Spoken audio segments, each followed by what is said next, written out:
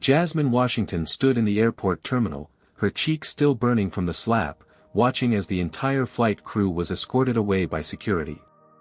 Her husband Malcolm stood beside her, now wearing the airline executive badge nobody had noticed before. News cameras flashed, capturing the historic moment. Jasmine touched her pregnant belly, thinking about how a routine flight had turned into national headlines about racial discrimination. Before we dive into this shocking story, where are you watching from today? Hit that like button and subscribe to hear more stories about everyday people standing up against injustice. Trust me, you won't believe how this flight attendant's career crashed and burned faster than a plane without wings. Jasmine Washington was running late. At 32 years old and 7 months pregnant, she moved through Atlanta International Airport with as much speed as her body would allow. The baby kicked as if sharing her anxiety about potentially missing this flight. "Easy there, little one," she whispered, patting her rounded belly. "We're going to make it." This trip to Atlanta wasn't just any family visit. As an accomplished architect with her own successful firm in Chicago, Jasmine rarely had time for extended family gatherings. But this reunion was special, honoring her grandmother's 90th birthday. Grandma Rose had been a civil rights activist in Atlanta during the 1960s, marching alongside Dr. King himself. The stories she'd shared throughout Jasmine's childhood had shaped her worldview and given her strength during difficult times. Jasmine checked her phone again, reading the latest text from her husband Malcolm. "Still stuck in meeting. We'll try to get the late flight tonight. Love you both."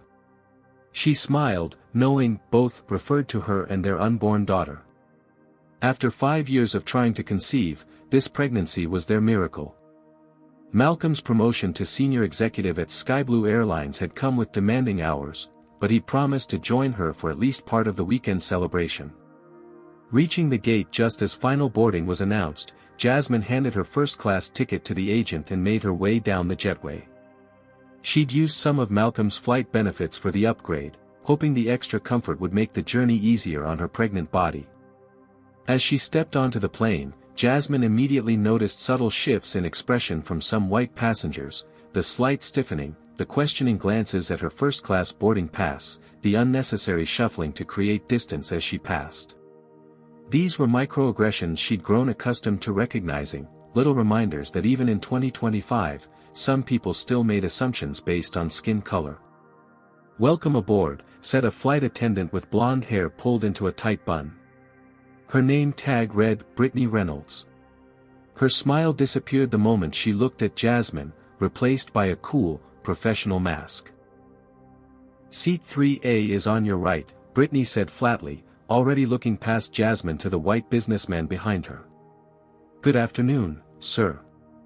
Welcome to SkyBlue Airlines. Can I help you find your seat?" The contrast was striking. Jasmine settled into her window seat, observing as Brittany warmly greeted every white passenger who boarded, offering to help with bags and providing pre-flight beverages.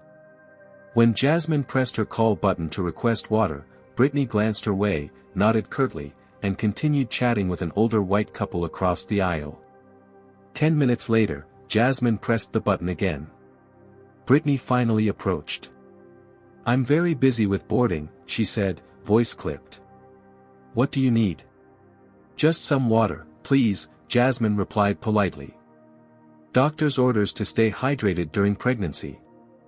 "I'll bring it when I can," Brittany responded before walking away to immediately offer a white man in the row behind a choice of water or orange juice.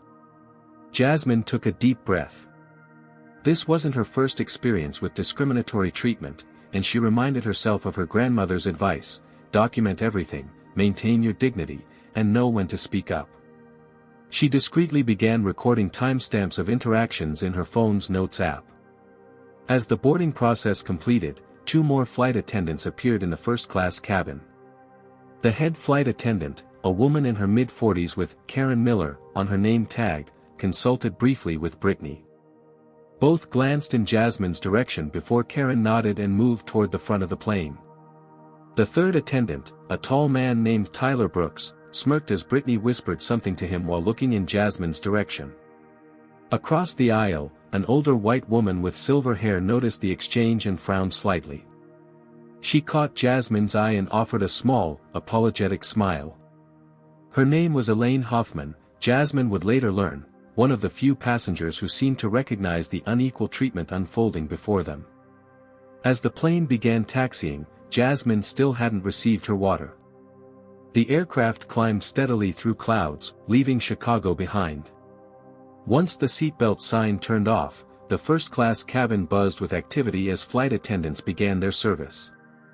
Brittany moved efficiently through the cabin, taking drink orders from white passengers with practiced charm, laughing at their jokes, and addressing them by name.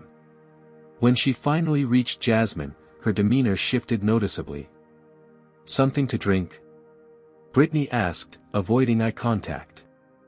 "Water, please," Jasmine replied.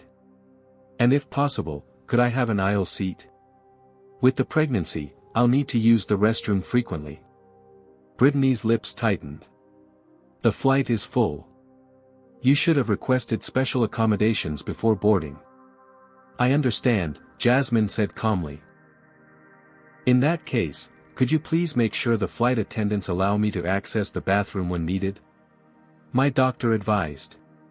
"We don't block bathroom access," Brittany interrupted. "But during meal service and turbulence, everyone must remain seated. No exceptions." Before Jasmine could respond, Brittany had moved to the next row, where she leaned down to speak with a white businessman. "Mr. Davidson, would you prefer the chicken or pasta today? And I remembered you like extra bread." 20 minutes later, drinks had been served to everyone except Jasmine. When she pressed her call button again, Tyler appeared instead of Brittany. "Yes?" he asked, eyebrow raised. "I still haven't received my water," Jasmine explained. Tyler sighed dramatically. "Brittany must have forgotten. I'll tell her." He walked away without bringing the water himself. From the galley, Jasmine overheard snippets of conversation between the crew members. "Always the most demanding ones," Karen was saying. "Playing the pregnancy card," Brittany replied. "Probably just trying to get free upgrades." Tyler laughed. "Did you see her bag? Knockoff designer. Definitely doesn't belong up here." Jasmine felt her cheeks burn. Her knockoff was actually a limited edition handbag from a black designer that had been featured in Vogue. The casual racism cut deep, reminding her of stories her grandmother had told about more overt discrimination during the civil rights era. The methods had become more subtle, but the prejudice remained. Across the aisle, Elaine Hoffman shifted uncomfortably, clearly having overheard the comments as well. She caught Jasmine's eye again and shook her head slightly. When meal service began, Jasmine watched as other passengers were presented with options and served promptly. When Tyler finally reached her, he placed a tray in front of her without a word. "Excuse me," Jasmine said. "What are the meal options today?" "This is what's left," Tyler replied. The chicken was more popular. Jasmine looked down at the unappetizing pasta dish, noticeably different from the steaming plates other passengers had received. Her water glass was still empty. She began discreetly recording the interactions on her phone, angling it to capture video without being obvious.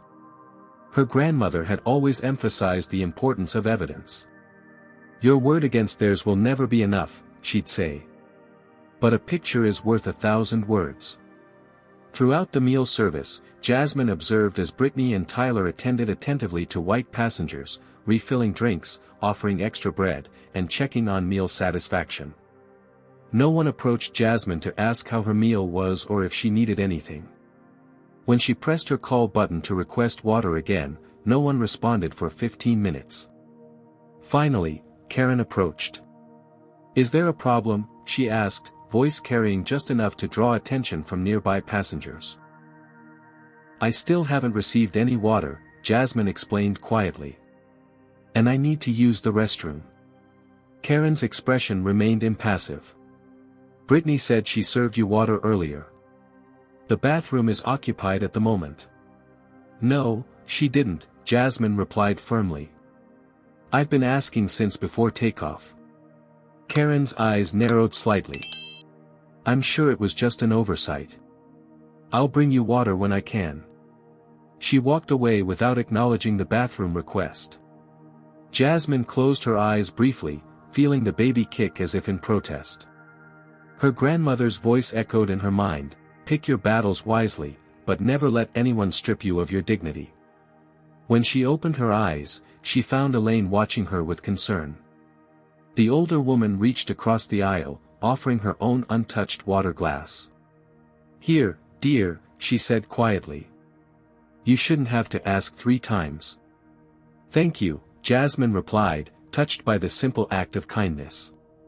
Brittany, noticing the exchange, approached immediately. Miss Hoffman, would you like a fresh water? I can bring it right away. The contrast couldn't have been clearer. Elaine's eyebrows rose slightly. Actually, Elaine said, I think you should bring water for this young lady first. She's been asking since boarding. Brittany's professional mask slipped for a moment, revealing a flash of irritation. Of course, she said tightly. Right away. As she walked away, Jasmine heard her mutter something under her breath that sounded suspiciously like playing the race card. The tension in the cabin was building, and Jasmine knew from experience that things would likely get worse before they got better. She adjusted her position, feeling a twinge of discomfort in her lower back, and continued documenting everything on her phone. 2 hours into the flight, the captain's voice crackled over the intercom, folks, we're experiencing some turbulence ahead. Flight attendants, please prepare the cabin. Passengers, return to your seats and fasten your seatbelts. The plane began to shudder almost immediately. Jasmine gripped her armrests, feeling the baby react to the movement with increased activity. A sharp pain radiated across her lower abdomen, not contractions, but definitely concerning. The pressure on her bladder intensified. When the turbulence temporarily subsided, Jasmine unbuckled her seatbelt and attempted to stand. Brittany appeared instantly. Ma'am, the seatbelt sign is still on. I understand, Jasmine replied, one hand supporting her belly. But I'm 7 months pregnant and need to use the restroom urgently. It's a medical necessity. Brittany planted herself in the aisle. Rules apply to everyone. You'll have to wait. Jasmine noticed that just minutes earlier, an elderly white man had been escorted to the bathroom by Tyler despite the seatbelt sign. I saw you allow another passenger to use the restroom, Jasmine pointed out calmly. I'm experiencing pressure and discomfort that could affect my baby. That was different, Brittany snapped. He's a platinum member. Jasmine took a deep breath. I don't think airline status supersedes medical needs. I need to use the bathroom now. You should have gone before the turbulence, Brittany replied dismissively. Return to your seat, or I'll have to report disruptive behavior. The pain intensified, and Jasmine felt a wave of anxiety for her baby's well-being. Several nearby passengers were now watching the exchange.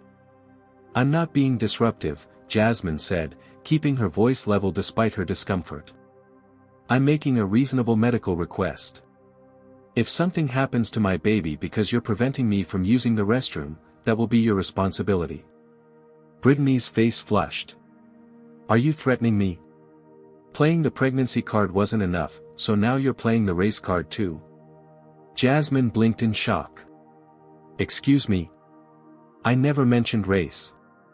I'm simply asking to use the bathroom because I'm pregnant. I know your type, Brittany hissed, voice low but intense. Always looking for special treatment, always claiming discrimination when you don't get your way. Karen and Tyler had now joined Brittany, forming an intimidating wall of blue uniforms. Other passengers were watching openly now, some looking uncomfortable, others recording discreetly on their phones. This passenger is being uncooperative, Brittany informed her colleagues loudly enough for others to hear. Refusing to follow safety instructions. I simply need to use the restroom, Jasmine repeated, feeling increasingly distressed. This is a medical necessity. Ma'am, return to your seat now, Karen ordered. Or we'll be forced to take action. What action? Jasmine asked, reaching for her phone. I'd like to document this refusal of medical accommodation. What happened next occurred so quickly that later, when reviewing passenger videos, investigators would need to slow the footage to fully capture the sequence of events. As Jasmine raised her phone, Brittany lunged forward, shouting, "She's recording me without consent." Her open palm connected with Jasmine's cheek with a crack that silenced the entire cabin. The shock of the slap sent Jasmine stumbling backward into her seat. Her phone clattered to the floor. For a moment, no one moved or spoke. Jasmine's hand went to her face, then protectively to her belly. The silence shattered as multiple passengers stood up in protest. "You just assaulted a pregnant woman," Elaine cried, rising from her seat. "That's battery," called another passenger. "I'm an attorney, and I witnessed it." Brittany seemed frozen, perhaps just realizing what she had done. Karen quickly stepped forward. "Everyone return to your seats," she commanded. "This passenger has been combative and aggressive. We are handling the situation." "The only aggression I saw came from your flight attendant," said a young man who had been recording the entire interaction. "I've got it all on video." Tyler moved toward the man. "Sir, recording crew members is against airline policy. You need to delete that footage immediately." "Not happening," the man replied. "This is evidence of assault." Jasmine remained seated, trembling slightly, one hand still on her cheek, the other protectively cradling her belly.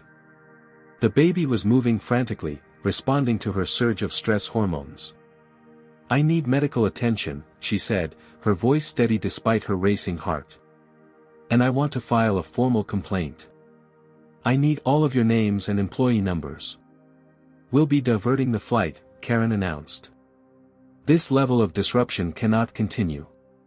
The only person who should be removed from this flight is the attendant who just committed assault," Elaine stated firmly. The cabin had divided into clear factions, those outraged by the treatment of Jasmine, and a smaller group supporting the crew's authority. As the confrontation escalated, the pilot's voice came over the intercom. "Ladies and gentlemen, due to a situation in the cabin, we will be making an emergency landing in Dallas. Please remain seated with your seatbelts fastened. Flight attendants, prepare for landing." Brittany smirked slightly, leaning toward Jasmine. "Hope it was worth it," she whispered. "Enjoy explaining to the police why you disrupted an entire flight." What she didn't know was that the true reckoning awaited her on the ground, and it would come from a source she never anticipated. As the plane began its descent toward Dallas, the first-class cabin had transformed into a tense battleground of whispered conversations and uneasy glances. Jasmine sat quietly in her seat, still processing the shock of being physically assaulted while pregnant. A few rows behind her, a man in an impeccable charcoal suit who had been observing the entire situation finally unbuckled his seatbelt and approached. With East Asian features and a calm, authoritative demeanor, he nodded respectfully to Jasmine before speaking. "Ms. Washington? My name is Benjamin Chen. I'm a civil rights attorney specializing in discrimination cases, and I witnessed everything that happened." Karen immediately intercepted. "Sir, the seatbelt sign is illuminated. Return to your seat immediately." Benjamin turned to her with practiced composure. "I'm aware of federal aviation regulations, Ms. Miller. I'm also aware of federal assault statutes and the airline's legal obligation to ensure passenger safety, particularly for those with medical conditions." He handed Jasmine his business card. "I'd like to offer my assistance. What happened to you was not only unprofessional but illegal." The simple act of someone believing her, someone with legal authority, brought tears to Jasmine's eyes. She had spent so much of her life being dismissed when speaking up about discrimination that this validation felt like a lifeline. "Thank you," she whispered. As Benjamin returned to his seat at Karen's insistence, Jasmine noticed other passengers were watching with varying reactions. Some avoided eye contact, uncomfortable with confrontation. Others nodded encouragingly or offered sympathetic smiles. She closed her eyes, remembering a similar moment from her childhood. She'd been the only black student in an advanced math class when her teacher had accused her of cheating, claiming her perfect test score wasn't possible for someone from her neighborhood. Her grandmother had come to the school, calm but unyielding, with documentation of Jasmine's gifted status and previous achievements. "Never let them make you question your worth," she'd said afterward. "And never stay silent when you know you're right."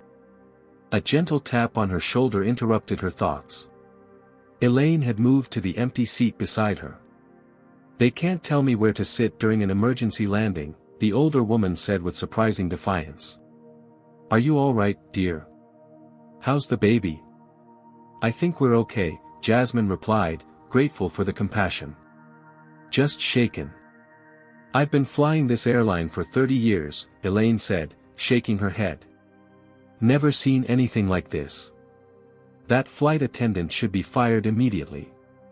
Across the aisle, Benjamin had begun quietly organizing other witnesses. He moved efficiently through the cabin during the landing preparation, collecting contact information and brief statements from those willing to testify about what they'd seen. Meanwhile, the crew huddled near the front galley, speaking in hushed tones and occasionally glancing back at Jasmine with obvious contempt. They seemed to be constructing their version of events, preparing to present Jasmine as the instigator. "They're building a narrative," Benjamin explained when he returned briefly. "Standard procedure when they know they've crossed a line. They'll claim you were belligerent, refused commands, possibly even threatened them." "But that's not what happened," Jasmine protested. "That's why witness testimonies and videos are crucial," he replied. "Your word against 3 crew members would be challenging. But with multiple witnesses and video evidence, we have a much stronger position." Jasmine tried to text Malcolm again about what had happened, but the airplane mode restrictions prevented the messages from sending. She felt increasingly isolated and vulnerable. As the plane touched down in Dallas, Tyler's voice came over the intercom, "Ladies and gentlemen, we've landed at Dallas-Fort Worth International Airport. Local authorities have been notified of the situation and will be boarding to address the passenger disturbance. Please remain seated until law enforcement has resolved the situation." The implication was clear: Jasmine was being framed as the problem, not the victim. The familiar knot of anxiety tightened in her chest, the same feeling she'd experienced during traffic stops when officers approached with hands near their weapons, or when security followed her through high-end stores. As a successful black woman, she'd learned to navigate these situations, but the stakes felt infinitely higher with her baby involved. Benjamin leaned across the aisle. "When the officers board, say nothing beyond identifying yourself. Request medical attention immediately due to your pregnancy and the physical assault. I'll intervene as your counsel." Jasmine nodded, gathering her strength for what was to come. Elaine took her hand and squeezed it reassuringly. "I've got at least 6 different angles of that slap on my phone," a young woman called from a few rows back. "Already backed up to the cloud. They can't delete this evidence." The crew's confident expressions faltered slightly at this announcement. "What do you think about Brittany's behavior toward a pregnant passenger?" Comment number 1: If you believe there's never any justification for physically assaulting a customer, especially one who's pregnant. Have you ever witnessed discrimination on public transportation? Hit that like button and subscribe if you want to see more stories about people standing up against injustice. Now, the plane has landed in Dallas, and police are about to board. Will Jasmine be treated fairly by law enforcement? What evidence will matter most in this situation? And how will the airline respond to a flight attendant assaulting a pregnant passenger? Let's find out what happens next. The plane taxied to a remote gate at Dallas-Fort Worth International Airport, away from the normal terminals and passenger traffic. Through the windows, Jasmine could see police vehicles with flashing lights and what appeared to be airline management cars parked on the tarmac. Her heart sank at the show of force. It looked like the response to a terrorist threat rather than a dispute with a flight attendant. "Standard intimidation tactic," Benjamin commented quietly, noticing her expression. "They're trying to frame this as a security issue rather than a service failure and assault." The seatbelt sign dinged off, but no one moved. Karen's voice came over the intercom, "Remain seated." Law enforcement will be boarding momentarily to handle the situation. Brittany and Tyler moved through the cabin, collecting evidence of the disruption from sympathetic passengers. They stopped at specific seats, particularly those occupied by passengers who had appeared annoyed by the delay. Yes, she was being difficult the entire flight, Jasmine overheard one businessman telling Tyler. Constantly demanding special treatment. Jasmine tried again to send a message to Malcolm, but with no success. The plane's Wi-Fi had been deactivated upon landing. She felt increasingly isolated and anxious about what awaited her on the ground. "They're building a case against you," Benjamin warned. "Once we deplane, I suggest you seek immediate medical attention for both the assault and to check on your baby's condition. Stress can trigger complications in pregnancy." Jasmine nodded, feeling another wave of pain across her abdomen. The baby had been moving less since the slap, and she couldn't help but worry. Elaine leaned over. "I'll stay with you," she promised. "They're not taking you anywhere alone." The cabin door opened, and 2 Dallas police officers boarded, followed by a woman in a Sky Blue Airlines management uniform. Karen immediately approached them, speaking rapidly and gesturing toward Jasmine. "That's the disruptive passenger," they heard her say. "Refused to follow safety instructions, became verbally abusive, and threatened my crew." The officers moved down the aisle toward Jasmine, their expressions stern. Benjamin stood to intercept them.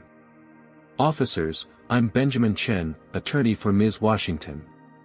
My client is 7 months pregnant and has been physically assaulted by a member of this crew. She requires immediate medical attention." "Sir, please step aside," the first officer responded. "We need to speak with the passenger in question." "I respectfully decline to step aside while representing my client," Benjamin replied calmly. "And I should inform you that multiple passengers have video evidence of the assault, which has already been uploaded to secure cloud storage." This statement caused a visible reaction among the crew. Brittany's confident expression faltered, and she exchanged worried glances with Karen. The second officer, a woman with a more measured demeanor, addressed Jasmine directly.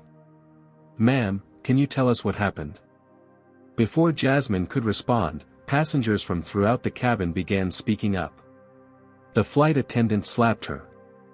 She was denied bathroom access despite being pregnant. "I have the whole thing on video. They've been discriminating against her the entire flight." The chorus of support was overwhelming.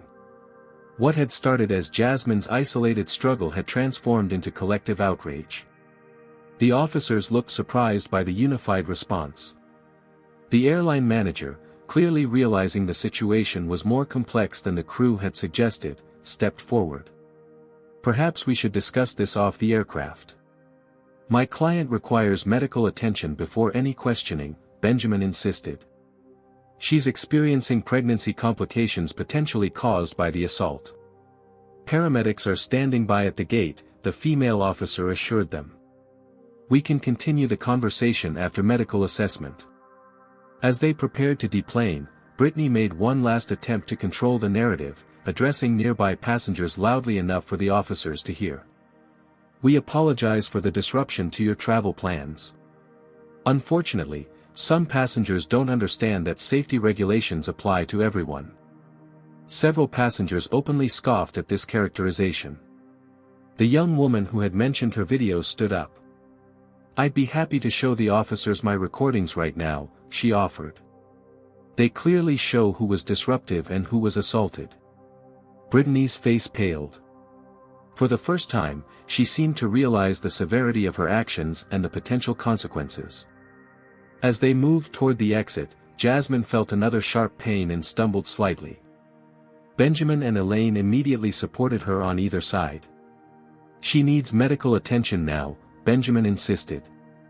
The officers nodded, allowing them to exit first.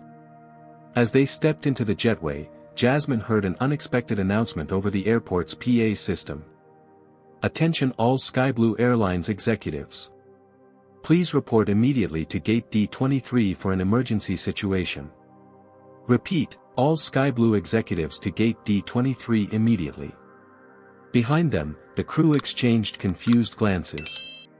This was not standard protocol for a disruptive passenger situation. The female officer guided Jasmine toward the waiting paramedics while her partner detained the 3 flight attendants for questioning. Passengers streamed past, many stopping to offer supportive comments or share contact information as potential witnesses. As the paramedics began checking Jasmine's vitals and examining her for signs of trauma, she finally managed to get a cell signal. Her phone immediately buzzed with incoming messages, all from Malcolm. Flight delayed. Taking later connection. Just landed in Dallas. Where are you? Jasmine, there's an incident at the airport involving our flight. Are you okay? I'm at the gate. What's happening? Before she could reply, she heard a commotion at the end of the jetway. Looking up, she saw a group of people in business attire rushing toward the gate, led by a tall, distinguished black man whose face she knew better than her own. Malcolm Washington had arrived, and he didn't look happy. Malcolm Washington moved with purpose through the terminal, his executive badge prominently displayed, flanked by 3 other Sky Blue Airlines officials. At 6'3" with broad shoulders and an impeccable gray suit, he commanded attention naturally. But it was the controlled fury in his expression that parted the crowd before him. When he spotted Jasmine being attended to by paramedics, his professional composure briefly cracked. He rushed to her side, kneeling beside the gurney. "Jazz," he whispered, taking her hand. "Are you okay?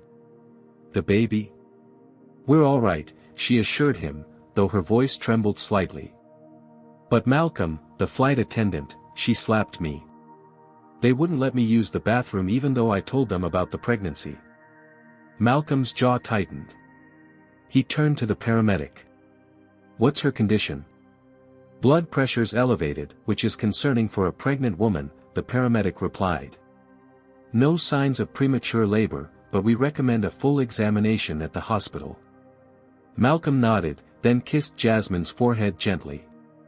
"I'll handle this. Then I'm taking you to get checked out properly." He stood and turned toward the gate where the 3 flight attendants were now being questioned by police officers.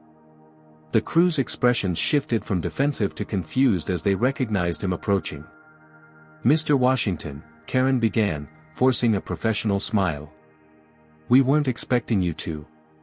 "Save it, Karen," Malcolm interrupted, his voice quiet but sharp. "I want to know why my pregnant wife was denied bathroom access and physically assaulted on my airline." The color drained from Brittany's face as the implications hit her. She looked from Malcolm to Jasmine and back again, the connection finally registering. "Your wife?" she stammered. "Jasmine Washington," Malcolm confirmed. "My wife of 8 years. And, more relevantly at this moment, a passenger on this aircraft who was entitled to safe, respectful service, like every other passenger." He turned to the woman beside him. "Patricia, could you introduce yourself, please?" The stern-faced woman stepped forward. "Patricia Davis, Head of Human Resources for Sky Blue Airlines. We'll be conducting an immediate investigation into this incident." Another executive moved forward, a tablet in hand.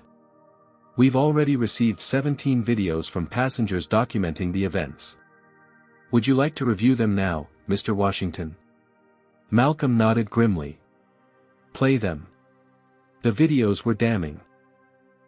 From multiple angles, they showed Jasmine's polite requests being ignored, the discriminatory treatment compared to other passengers, and most explicitly, Brittany's unprovoked slap across Jasmine's face. The footage also captured the crew's attempts to intimidate witnesses afterward. As the final video ended, the terminal had grown silent. Passengers from the flight had gathered to watch, along with other travelers and airport staff. The 3 flight attendants stood frozen, their earlier confidence evaporated. Malcolm took a deep breath before speaking. "For those who don't know me, I'm Malcolm Washington, Senior Vice President of Customer Experience at Sky Blue Airlines." He turned to address the gathered crowd. "What you've just witnessed represents the absolute opposite of our service standards and human decency." He faced the crew again. Karen Miller, Brittany Reynolds, and Tyler Brooks, as of this moment, your employment with Sky Blue Airlines is terminated, effective immediately. Please surrender your credentials and company property." Brittany found her voice. "You can't just fire us on the spot. There are procedures, union regulations." "Actually, he can," Patricia interrupted. "Physical assault of a passenger is grounds for immediate termination under Section 8.3 of your employment contract, which supersedes union protections. The additional evidence of discriminatory treatment only compounds the violation." Tyler looked stunned. "This is an overreaction. We were just following protocols for disruptive passengers." "Which passenger was disruptive?" Malcolm challenged, gesturing toward the tablet. "The videos show a pregnant woman politely requesting accommodation and being denied basic dignity in response." Karen attempted a different approach. "Mr. Washington, with all due respect, your personal relationship with the passenger represents a conflict of interest in this disciplinary action." Malcolm's expression hardened. "Let me be absolutely clear. If the passenger had been anyone else, any other human being requesting basic accommodation for a medical condition, my decision would be identical. The fact that she happens to be my wife only means I witnessed the aftermath of your discrimination firsthand." He paused, then continued more quietly. "What none of you knew is that I've been working on an undercover investigation into discriminatory treatment reported by minority passengers on our routes. We've received 47 formal complaints in the past 6 months, 12 specifically naming this crew." This revelation silenced the crew's protests. Brittany's expression shifted from defiance to dawning horror as she realized the full implications of her actions. "I've been collecting data, working with our diversity and inclusion team to address systemic issues," Malcolm continued. "I never expected my own wife would become victim number 48. Or that the discrimination would escalate to physical assault." One of the police officers stepped forward. "Ms. Reynolds, based on the video evidence and witness statements, we're placing you under arrest for assault. You have the right to remain silent." As Brittany was handcuffed, tears streaming down her face, Karen made one last desperate attempt. "This isn't fair." She was provoked. "That woman was being difficult all flight." "That difficult woman," Benjamin Chen interjected, "politely requested water and bathroom access while pregnant. The videos clearly show who escalated the situation." Malcolm turned back to Jasmine, who was watching the scene unfold with a complex mix of emotions. Justice was being served, but there was no joy in watching people's careers implode, even those who had mistreated her. He knelt beside her again. "The company car is waiting to take you to the hospital. I'll join you as soon as I finish here." Jasmine nodded, then addressed the gathered crowd. "I never wanted anyone to lose their job. I just wanted to be treated with the same respect as everyone else." Her simple statement hung in the air, a powerful reminder of how basic her request had been, and how dramatically it had been denied. As paramedics prepared to transport Jasmine to the hospital, Malcolm addressed the remaining passengers. "On behalf of Sky Blue Airlines, I extend our deepest apologies for the inexcusable treatment you witnessed today. New crew members are being flown in to continue your journey to Atlanta. In the meantime, meal vouchers and compensation details are being processed for each of you." He turned to the airline executives. "Patricia, please coordinate with legal about a formal response.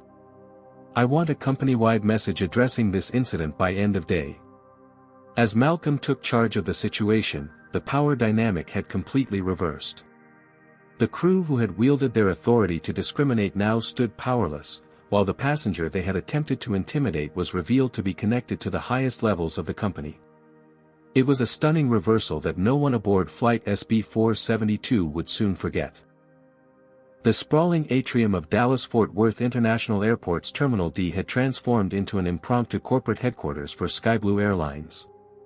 Malcolm had commandeered a private lounge, where airline executives, legal representatives, and HR personnel were gathered around a conference table reviewing evidence from the incident. Patricia Davis, the airline's head of HR, was methodically interviewing passengers who had witnessed the discrimination and assault. Benjamin Chen assisted, ensuring testimonies were properly documented for both airline records and potential legal proceedings. Meanwhile, Malcolm divided his attention between the corporate response and regular updates from the hospital where Jasmine was undergoing examination. The latest text from her read, "Baby's heartbeat strong. Doctor says we're both okay, just monitoring blood pressure." His relief was palpable but temporary. There was still much to address. "We've collected 32 witness statements so far," Patricia reported, approaching Malcolm with a tablet. "All corroborate Mrs. Washington's account, and 24 specifically mention observing discriminatory treatment before the physical assault." Malcolm nodded grimly. "And the crew's defense?" Brittany Reynolds claims she felt threatened when Mrs. Washington raised her phone, believing she might be struck with it, Patricia replied, her skepticism evident. Karen Miller and Tyler Brooks are maintaining they were simply supporting their colleague in a difficult situation, though their stories are already showing inconsistencies when questioned separately. The lounge door opened as an older woman with silver hair entered, escorted by an airline representative. "Mr. Washington. This is Elaine Hoffman. She was seated near your wife and specifically requested to speak with you." Malcolm rose to greet her. "Ms. Hoffman, thank you for your support of my wife during this ordeal." Elaine clasped his extended hand warmly. "I couldn't stand by watching that treatment. I've been flying with Skyblue for 30 years, and I've never been so ashamed of your staff's behavior." "Please, sit down," Malcolm offered. "I'd appreciate hearing your perspective." Elaine settled into a chair, her posture straight despite her age. "The discrimination began the moment your wife boarded. The different tone, the ignored requests, the whispered comments they thought passengers couldn't hear. I was embarrassed for your company." She leaned forward, eyes intense. "Young man, I'm 85 years old. I marched in Selma. I've seen how racism adapts and disguises itself through the decades. What happened on that plane today wasn't subtle, it was blatant discrimination followed by violence against a pregnant woman. There must be consequences beyond just firing those 3 individuals." Malcolm nodded solemnly. "You're absolutely right, Ms. Hoffman. This is a systemic issue that requires systemic solutions." He turned to Patricia. "Where are we with the company-wide communication?" "Draft is ready for your review," she replied, passing him another tablet. "It acknowledges the incident, announces the terminations, and outlines immediate steps including mandatory retraining for all customer-facing staff." Malcolm read through the statement, making several edits to strengthen the language around zero tolerance for discrimination. As he worked, the door opened again, and the 3 terminated crew members were escorted in, accompanied by a union representative and 2 security officers. Brittany had been released on bail, her eyes red from crying. Karen looked defiant despite her circumstances, while Tyler appeared simply shell-shocked. All 3 had changed out of their uniforms into civilian clothes, a visual representation of their fall from authority. "Thank you for coming," Malcolm said, his tone professionally neutral. "Please sit." The union representative spoke first. "Mr. Washington, while we understand the seriousness of today's events, we believe immediate termination without a formal investigation violates our collective bargaining agreement." Malcolm gestured to the array of tablets displaying video evidence. "We have conducted an investigation, an expedited one, certainly, but thorough nonetheless. The evidence is unambiguous." He turned to address the former crew directly. "This meeting isn't about reconsidering your terminations. Those are final. This is about understanding why it happened, so we can prevent it from happening again." Brittany spoke up, her voice quavering. "Mr. Washington, I want to apologize. I never meant to." "Stop," Malcolm interrupted firmly. "Before you continue, I need to be clear, any statement you make here may be used in the civil case my wife will likely pursue, as well as in the criminal charges Ms. Reynolds is facing. You may want to consult with personal attorneys before speaking further." The union representative nodded agreement, but Karen leaned forward defiantly. "With all due respect, Mr. Washington, your wife wasn't the innocent victim she's portraying. She was demanding special treatment throughout the flight. Malcolm's expression remained calm, but his voice cooled noticeably. What special treatment, exactly? Water? Bathroom access? Basic courtesy? The videos show her requests were entirely reasonable, especially given her medical condition.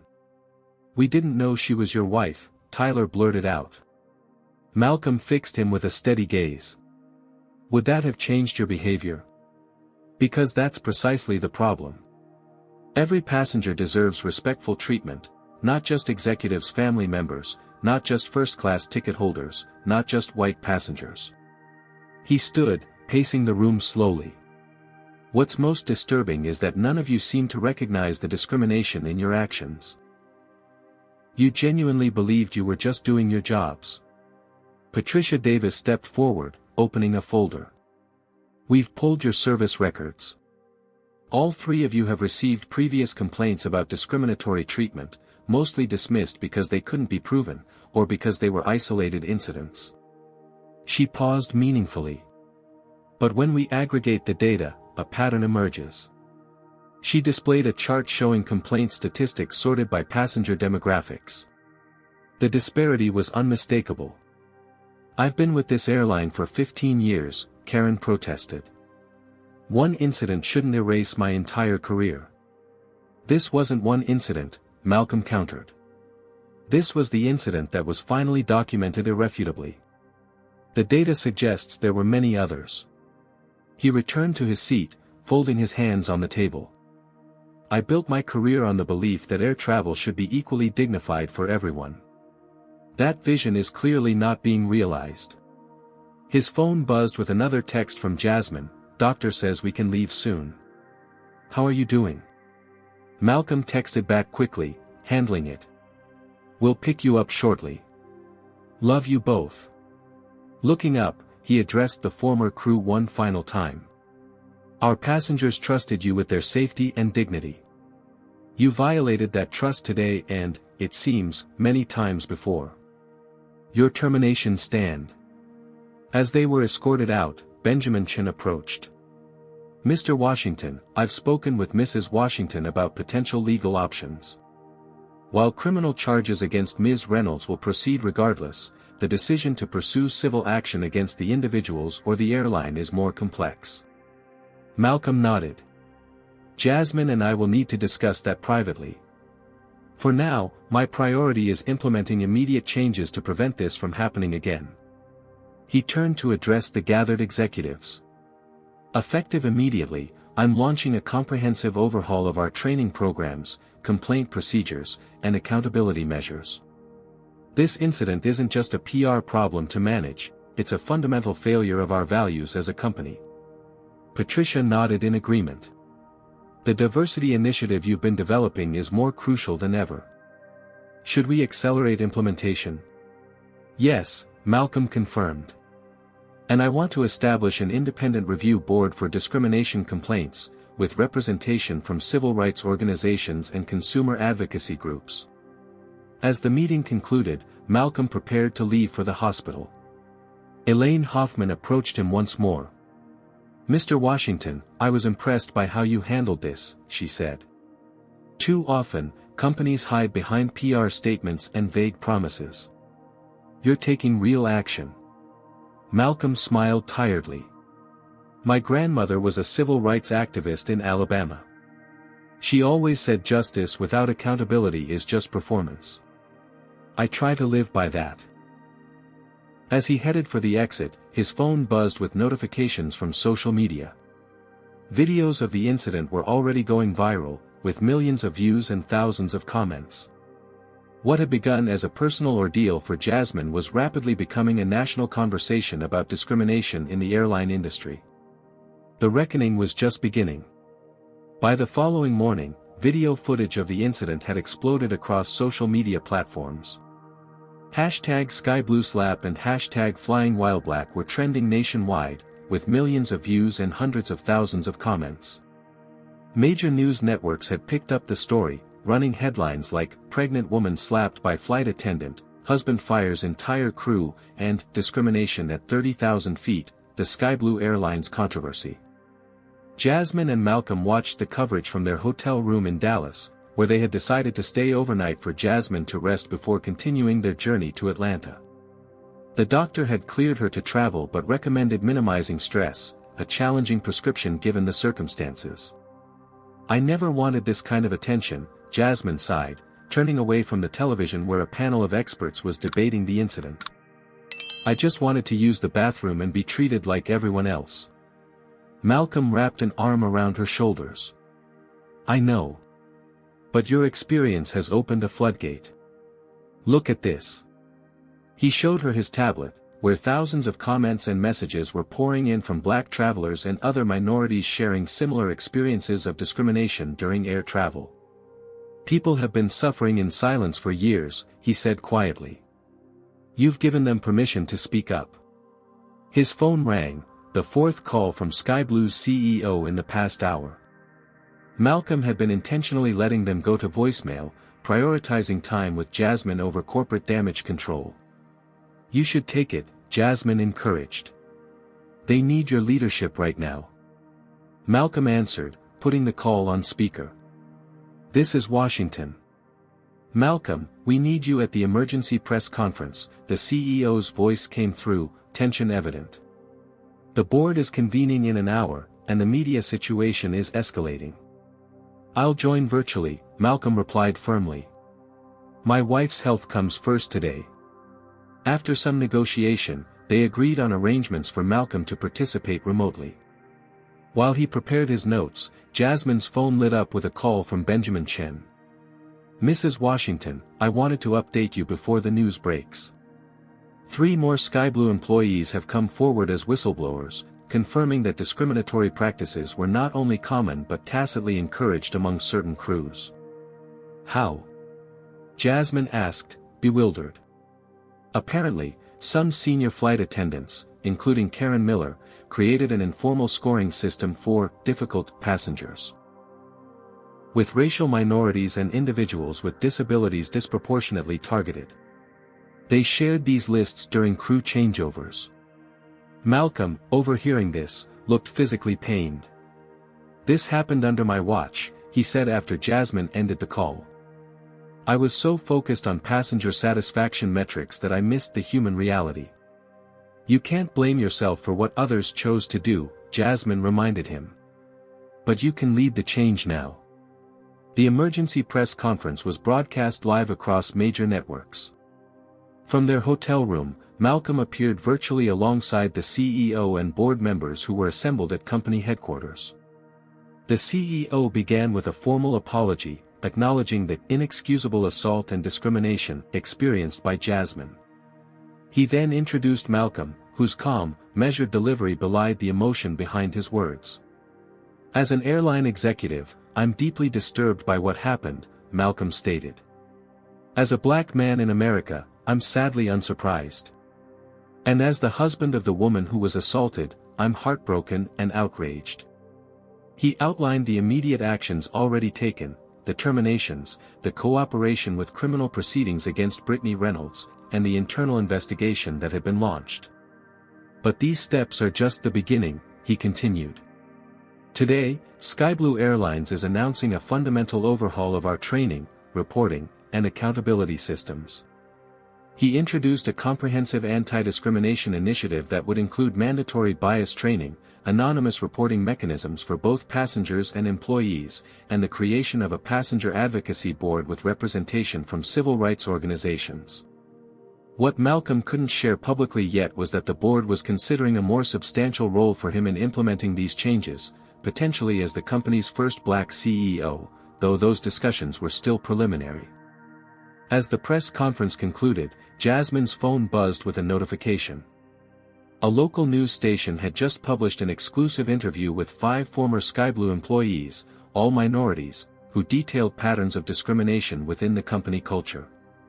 One former flight attendant, a young black woman named Tasha Williams, described being repeatedly assigned to less desirable routes and systematically excluded from working in first class. "They told me my look wasn't what premium passengers expected," she explained, her voice breaking. I knew exactly what they meant. The media storm intensified throughout the day.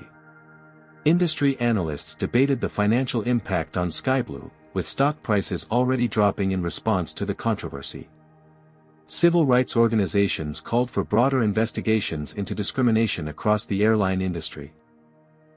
Competitors issued statements affirming their own commitment to equality, though several faced immediate challenges from employees and customers sharing contradictory experiences. By evening, the story had evolved beyond Jasmine's individual experience to encompass systemic issues of race and power in commercial aviation. Social media was flooded with #MyFlyingWhileBlackStory posts, creating a massive virtual testimony to the pervasiveness of the problem. Through it all, Jasmine remained thoughtful about her unexpected role at the center of a national conversation. I keep thinking about Grandma Rose, she told Malcolm as they prepared for bed that night. How she marched and protested and put her body on the line for change.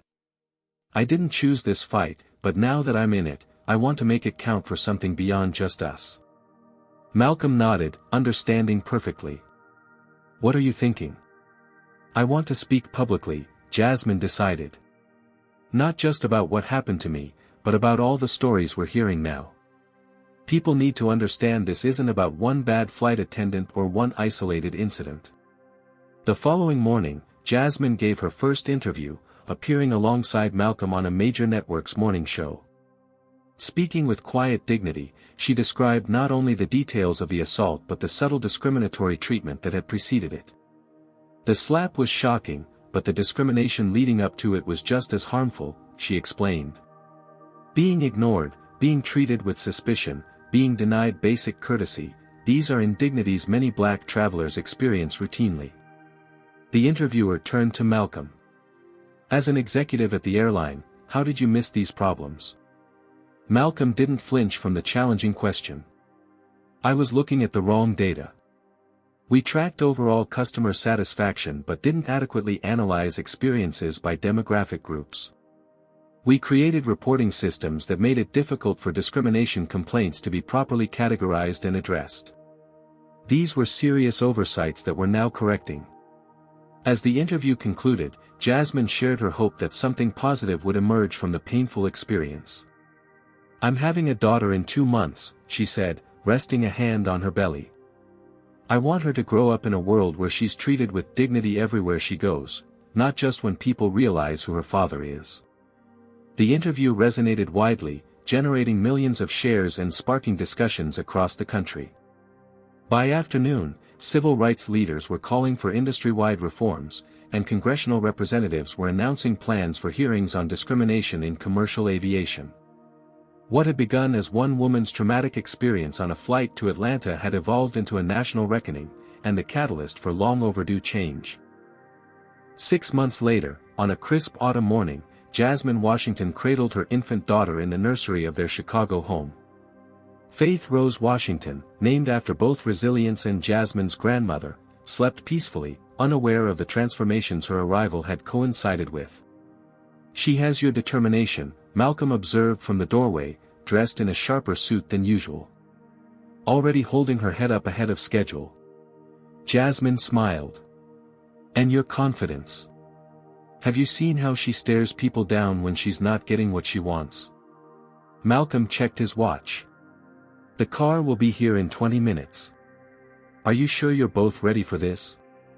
Today marked Faith's first flight, and the official unveiling of Skyblue Airlines' new Training and Inclusion Center, which Jasmine had designed as part of her architecture firm's latest project.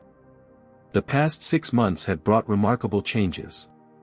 Malcolm's promotion to Chief Diversity Officer had been followed, just weeks later, by his appointment as CEO when his predecessor stepped down amid the fallout from the discrimination scandal. Under his leadership, Skyblue had implemented sweeping reforms that were gradually becoming industry standards. Jasmine had returned to her architecture firm after maternity leave, but with a new focus.